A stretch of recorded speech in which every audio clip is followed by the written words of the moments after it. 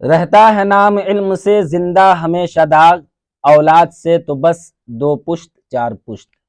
میں اسم رضا اس وقت میں موجود ہوں جامعہ عربیہ دارالعلوم گارھا میں، اور ہمارے ساتھ بیٹھے ہوئے ہیں حضرت مولانا انور صاحب القاسمی، مدرسہ حاضہ کے ناظم ہیں۔ حضرت سے ایک خاص موضوع پہ ہم بات کرنے کے لیے آئے ہیں۔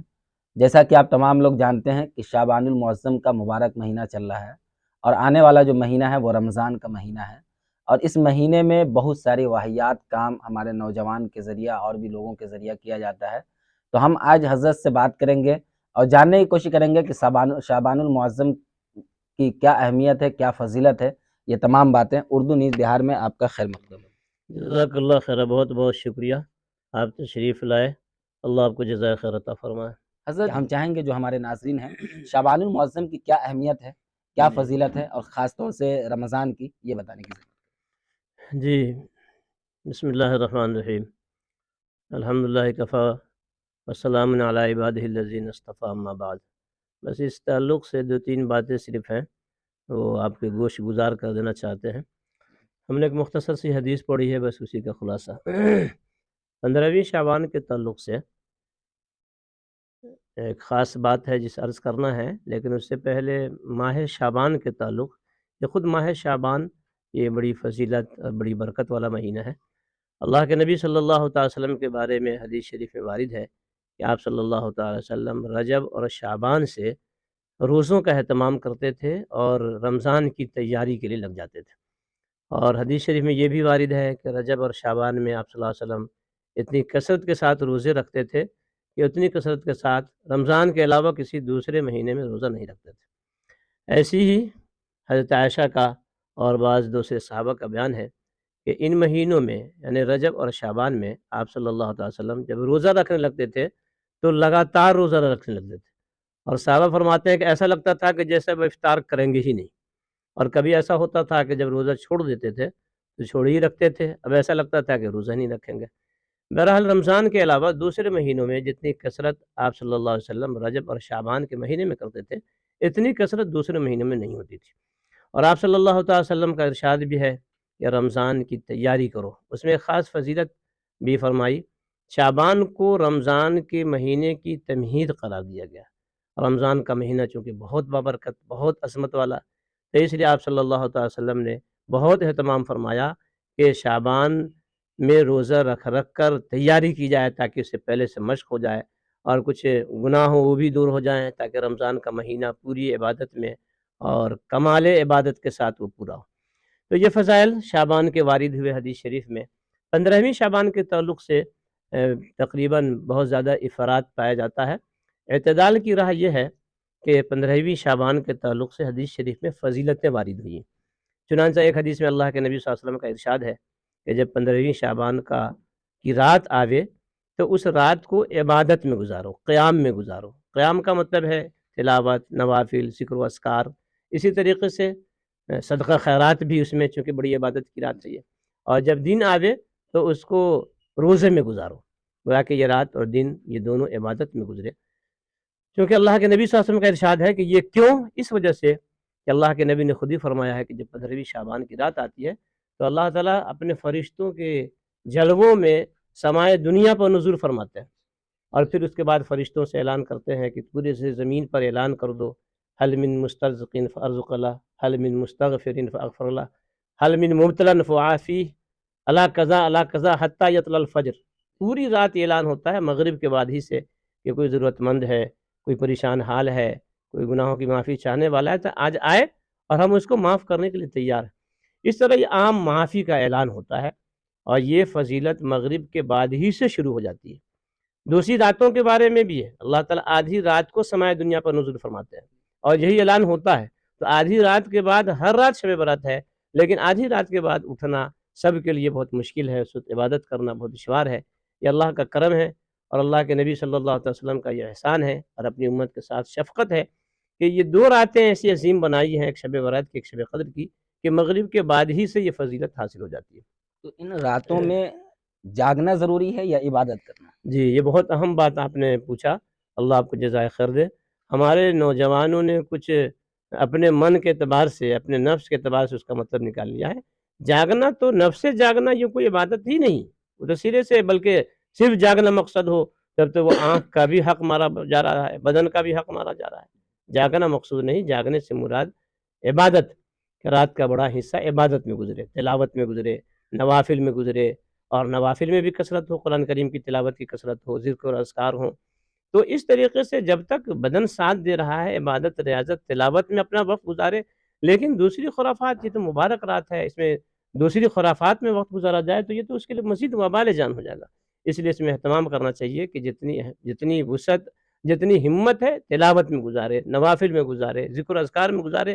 اور اب اس کے لیے اس کا بدن ساتھ نہیں دے رہا ہے، ہمت نہیں ہو رہی ہے، طبیعت نہیں چاہ رہی ہے، تو اس کے لیے بڑی فضیلت کی بات یہی ہے کہ خاموشی کے ساتھ سو جائے اور فجر میں اٹھ کر کے جماعت کے ساتھ نماز پڑھنے کا اہتمام کرے۔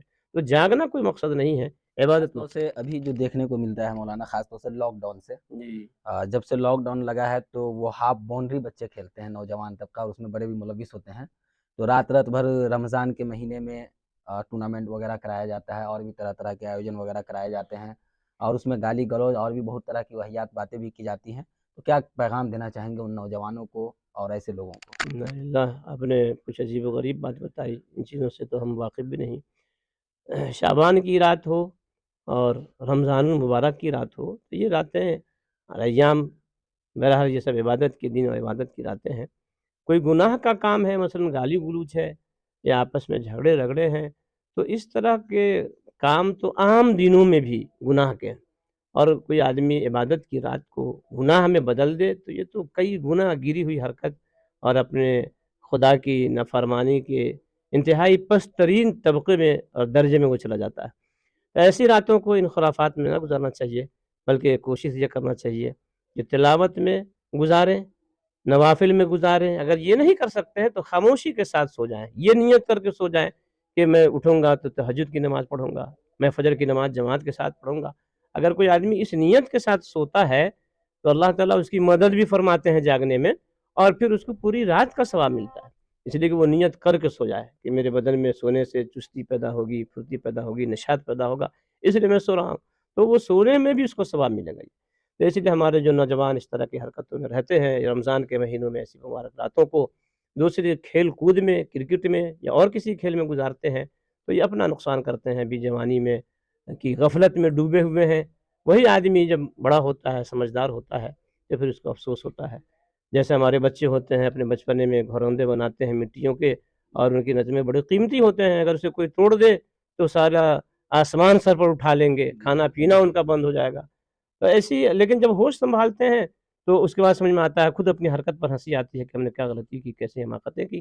ایسی ہمارے یہ نوجوانوں کا طبقہ آج یہ غلطیاں کر رہا ہے، لیکن جب عمر ڈھلے گی اور جب ان کے اوپر آخرت کا غلبہ ہوگا، ہوش حواس پیدا ہوگا، تو اس وقت افسوس ہوگا، ندامت ہوگی۔ اس لیے عقل مند وہ ہے کہ وقت آنے سے پہلے ہی ہوشیار رہے۔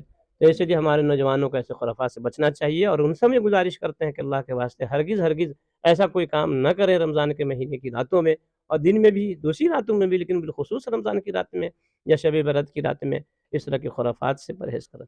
آپ اس سے قبل میں بھی ابھی تو جامعہ عربیہ دارالعلوم دارہ میں کئی سالوں سے اپنی خدمت انجام دے رہے ہیں، نظامت کا کار سنبھال رہے ہیں۔ اس سے قبل میں بھی کئی بڑے بڑے اداروں میں آپ نے خدمت انجام دی ہے۔ ابھی جو یہاں دے رہے ہیں، کتنے بچے ہیں، کس طرح کی تعلیم دی جا رہی ہے بچوں کو، یہ تمام مختصر انداز میں۔ یہ جزاک اللہ، ہم نے آپ نے چونکہ پچھلے مدرسوں کا تذکرہ کر دیا، اس لیے مختصراً صرف عرض کرتے ہیں۔ فراغت کے بعد 1989 میں کئی کتاب کے مصنف بھی ہیں۔ دارالعلوم دیوبند سے 1989 میں میری فراغت ہوئی، اور فراغت کے بعد ہی ہمارے علاقے کا مشہور قدیم ادارہ جامعہ عربیہ شریف العلوم کرما ہے، ہم سب کی مادری علمی ہے، اور ہماری تعلیم کا بڑا حصہ ہم نے وہیں حاصل کیا ہے، اور ہمارے اس وقت کے بہت سارے اساتذہ بھی موجود ہیں۔ میرا تعلیم سے فراغت کے بعد اس وقت مدرسہ امدادیہ شیفیہ راجو پٹی، یہ دوسرا سال تھا مدرسے کا، حضرت مولانا عبد المنان صاحب، جتنے بھی اساتذہ تھے ہمارے، سب سے ہمارا رابطہ تعلق تھا۔ حضرت مولانا عبد المنان صاحب دامت برکاتہم نے فراغت کے بعد کہا کہ گھر پہ بیٹھے ہوئے تو آ جاؤ۔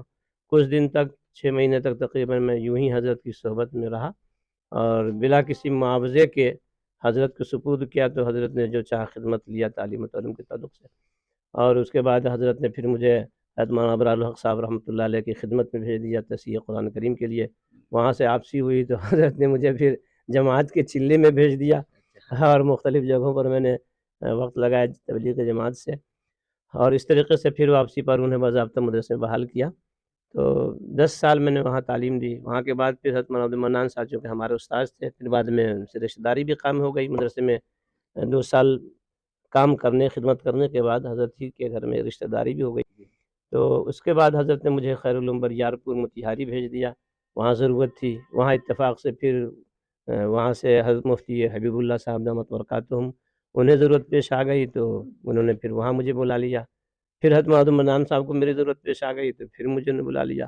تو میں نے کبھی خود سے نہ استعفیٰ دیا اور نہ ہی مجھے استعفیٰ تھمایا گیا۔ یہ بزرگوں کی رائے و مشورے سے جہاں پر انہوں نے ضرورت سمجھا مجھے بھیج دیا۔ یہاں دوبارہ آنے کے بعد گاؤں میں جب میرا آنا جانا ہوا تو اس وقت تک اس گاؤں میں نہیں کوئی باضابطہ مکتب تھا، نہ کسی مسجد میں کوئی امام تھا، اور ہمارے بچے یہاں پر کافی ادھر ادھر بھٹک رہے تھے۔ تو میں جب کبھی گھر پر آتا تھا ہفتے میں 15 دن پر تو دیکھتا تھا تو مجھے بہت زیادہ الجھن پریشانی ہوتی تھی کہ اتنی بڑی آبادی ہے، یہاں پر باضابطہ کوئی مکتب تک نہیں ہے، کسی مسجد میں امام نہیں ہے۔ تو مجھے بہت زیادہ فکر ہوئی۔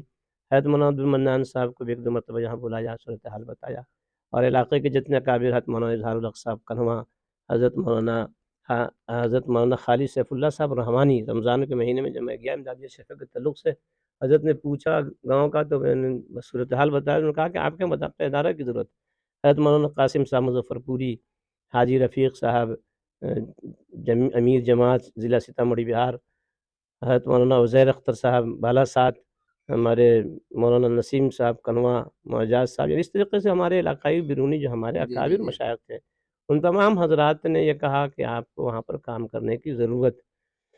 میں تو دامن چھوڑانا چاہتا تھا کہ میرے بس کی بات نہیں تھی، لیکن تمام حضرات، اس کے علاوہ مقامی طور پر ہمارے جو اکابر تھے علماء کے علاوہ دوسرے حضرات ہمارے جو اکابر تھے، ان حضرات کی بھی رائے تھی کہ آپ کام کر سکتے ہیں، آپ کام کیجئے۔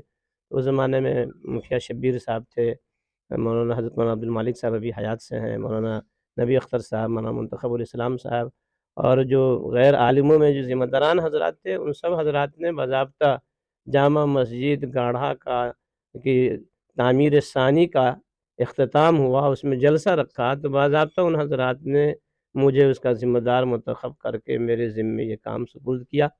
ہماری ہمت نہیں ہو رہی تھی، لیکن بار بار مختلف لوگوں کے مشورہ، اکابر سے مشورے کے بعد ہم نے سوچا کہ کوئی اگر یہ کہہ دیں گے کہ نہیں اب مزید ادارے کی ضرورت نہیں ہے، آپ کام مت کیجیے، جہاں کام کر رہے ہیں کریں، تو مجھے مدد مل جائے گی۔ لیکن ایسا نہیں ہوا۔ جس کسی سے بھی مشورہ لیا تو سارے نے یہ بالاتفاق کہہ دیا کہ آپ کے یہاں شدید ضرورت، اس لیے کہ مسلمانوں کی بہت بڑی آبادی ہے اور یہاں پر باضابطہ کوئی مکتب تک نہیں ہے۔ اب اللہ کی طرف سے بہرحال نظام بن گیا اور یہاں پر مسجد میں مکتب کی تعلیم شروع کر دی گئی۔ حضرت مولانا عبدالمنان صاحب تشریف لائے، حضرت مولانا اسد صاحب مدنی رحمۃ اللہ علیہ کے خلیفہ ہیں، ڈھاکہ کے خواجہ قمر الدین صاحب، ہمارے گاؤں کے مولانا حبیب الرحمان صاحب، سب لوگ مسجد میں تھے۔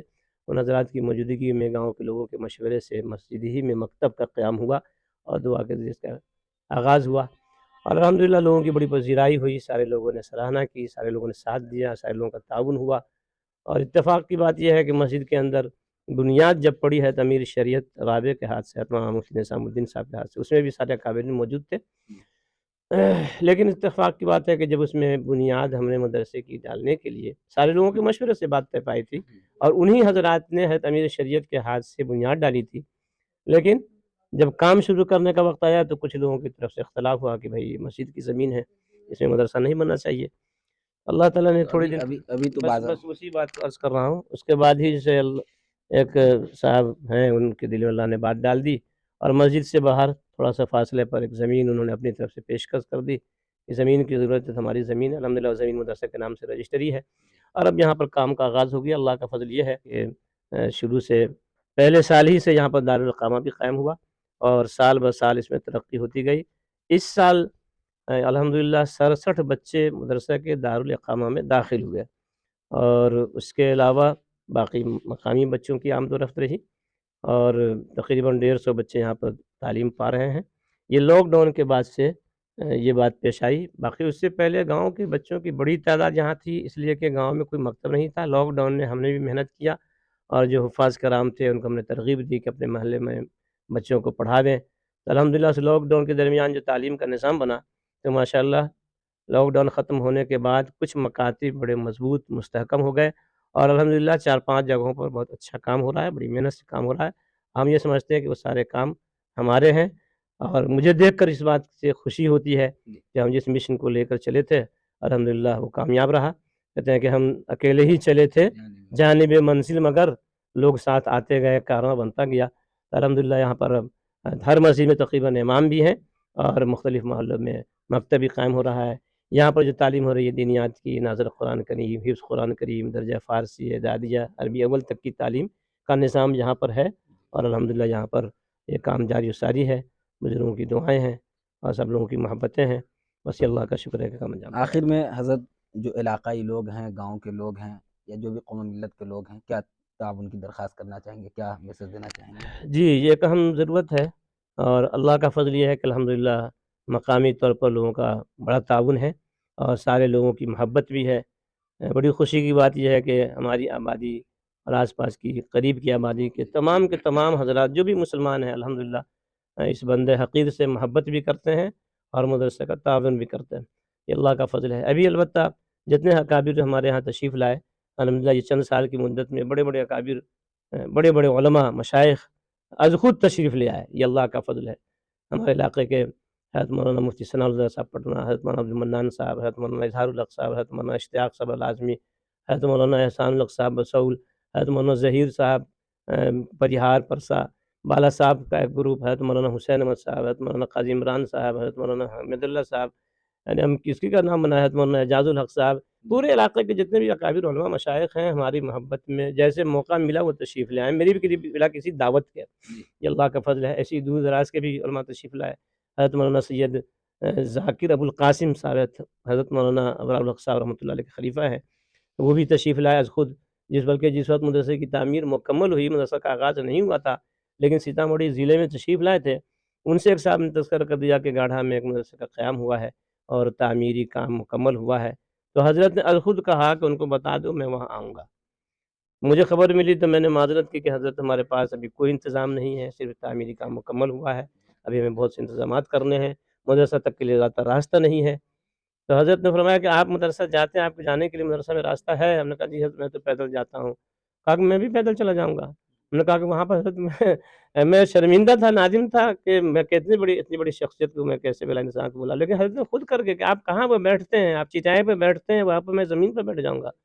ہم نے کہا کہ حضرت جب اتنی عنایت آپ تشریف لے آئے، سب سے پہلے وہ تشریف لائے، ان کے آنے کے ساتھ گھڑا سے ہمارے بہت سارے مخلصین محبین حاضر ہوئے، مدرسے میں دعا ہوئی، اور اس طرح اکابر تشریف لاتے رہے۔ نبی پچھلے سال بلکہ اسی سال حضرت مولانا سید اظہر کریم صاحب اڑیسہ، حضرت ہردوئی کے خلیفہ، حضرت مولانا احمد نصر صاحب بنارس، اس طریقے سے بہت سارے اکابر تشریف لائے الحمدللہ، اور آئندہ بھی یہ ارادہ ہے کہ ہمارا اکابر تشریف لاتے رہے الحمدللہ۔ یہاں کی جامع مسجد میں بھی ان کا بیان کروایا، کافی لوگوں نے اس سے فائدہ محسوس کیا، اب اس کے اعتبار سے تقریباً سارے لوگوں نے لکھا مدرسہ کو دیکھ کر کے، اگرچہ یہ 10 سال کی مدت ہے تقریباً، اللہ کا شکر ہے کہ اتنی مدت میں یہاں پر بڑا کام ہوا، لیکن بہرحال یہاں پر جو ضرورت اور تقاضے ہیں اور ہمارا جو عزم ہے ہر پروگرام ہے کہ ایک بڑا ادارہ بنے، یہاں پر سامنے زمینیں خالی ہیں، زمین کی حصولی کا کام ہے، مزید ابھی یہ 2 کمرے کی بنیاد پڑی ہوئی ہے، باؤنڈری کا کام ہے، اس کے علاوہ مستقل زمین کی حصولی ہے، اس پر مکانات کی تعمیر ہے، اور عربی کی تعلیم، ایسی درجات حفظ کی تعلیم، تجوید کی تعلیم، یہ سارا پروگرام میں شامل ہے۔ تو جتنی زیادہ رقم حاصل ہوگی، جتنا مال ہوگا، اس کے اعتبار سے کام ہوگا۔ حضرت تھانوی رحمۃ اللہ علیہ کا نظام یہی تھا، آج بھی جو ان کا مدرسہ تھانہ بھون میں اس کا نظام یہی ہے کہ جتنا پیسہ ہے اس کے اعتبار سے کام ہوتا ہے کام پیسہ ہے، کام ہے، پیسہ نہیں ہے تو کام نہیں۔ تو ویسے ہی مزاج ہمارا بھی ہے کہ بہرحال ضرورت تقاضے ہیں، جتنا تعاون ہو اتنا کام زیادہ کام بڑھے گا۔ اس سال میری طبیعت بھی کچھ زیادہ خراب رہی، اس لیے سفر نہیں ہو سکا، تو تھوڑا سا مالی تنگی رہی، اور سال پورتے کچھ مہینوں کی تنخواہیں اساتذہ کی باقی رہ جاتی ہیں، جو تعمیر کے کام ضرورت کے ہیں وہ نہیں پورے ہو پاتے ہیں، تو ہم اپنے تمام محبین سے، مخلصین سے، خصوصاً اہل گاڑھا سے، باہر کے جو تشریف لائے ان میں سے کئی حضرات نے اہل گاڑھا کے لوگوں سے خصوصیت کے ساتھ اپیل کی ہے کہ ان کی محبت اور تعاون ہے، اور اپنا تعاون یہ بڑھ کر پیش کریں۔ ابھی تک جو تعاون ہے وہ 2 آنا 10 پیسہ 20 پیسہ ہے۔ ہماری بھی گزارش ہے، ہمارے حضرت مولانا عبد المالک صاحب دامت برکاتہم ہمیشہ گاؤں کے لوگوں سے یہ اپیل کرتے رہے کہ اپنے مدرسے، اپنے گاؤں کے مدرسے کو جو ضرورت مند بھی ہے، اپنی صدقات، خیرات، زکوٰۃ، شرم قربانی وغیرہ کی آدھی رقم کم از کم مدرسے میں لگائیں، تاکہ مدرسہ جلد سے جلد ترقی کی راہ پر گامزن ہو سکے. ہم یہی گزارش کرتے ہیں کہ اللہ آپ کو جو گنجائش دیا ہے بڑھ چڑھ کا حصہ لیں. انشاءاللہ یہ آپ کے لیے صدقہ جاریہ بنے گا. جزاک اللہ خیر. آپ کا وقت دیا. تو آپ حضرت مولانا انور حسین القاسمی مدرسہ جامعہ عربیہ دارالعلوم گارہ کے ناظم ہیں اور بڑے استاذ ہیں. تو شعبان المعظم اور رمضان المبارک کے تعلق سے جو بات کہے ہیں ہم تمام کو اللہ تعالیٰ عمل کرنے کی توفیق عنایت فرمائے. اور ساتھ ہی یہ ادارہ کافی خدمت انجام دے رہا ہے کئی سالوں سے مدرسہ جامعہ عربیہ دارالعلوم گارہ میں. تو آپ تمام لوگوں سے اخیر میں بس اتنی ہی ریکویسٹ اور گزارش ہے کہ جہاں بھی اس طرح کا ادارہ قائم ہے اور جہاں بھی اپنی خدمت انجام دی جا رہی ہے تو وہاں آپ بڑھ چڑھ کر حصہ لیں. اسی طرح کی خبروں کے لیے اردو نیوز بہار کے فیس بک پیج کو فالو کر لیں, ہمارے یوٹیوب چینل کو سبسکرائب کر لیں تاکہ زمین سے جڑی ہوئی ہر خبر آپ تک سب سے پہلے پہنچتی رہے. ویڈیو کو شیئر ضرور کر دیں.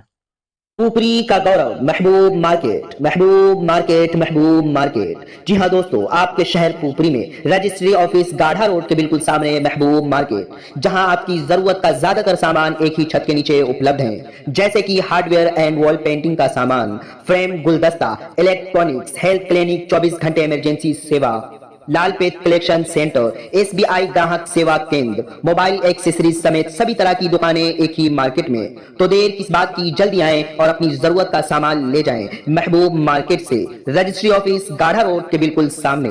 محبوب مارکیٹ کی چھت 8000 اسکوائر فٹ کا بڑا ایریا ابھی بھی خالی ہے. بینک, اسکول یا اپنی ضرورت کے تحت سمپرک کریں. ہمارا سمپرک نمبر ہے 9716612750.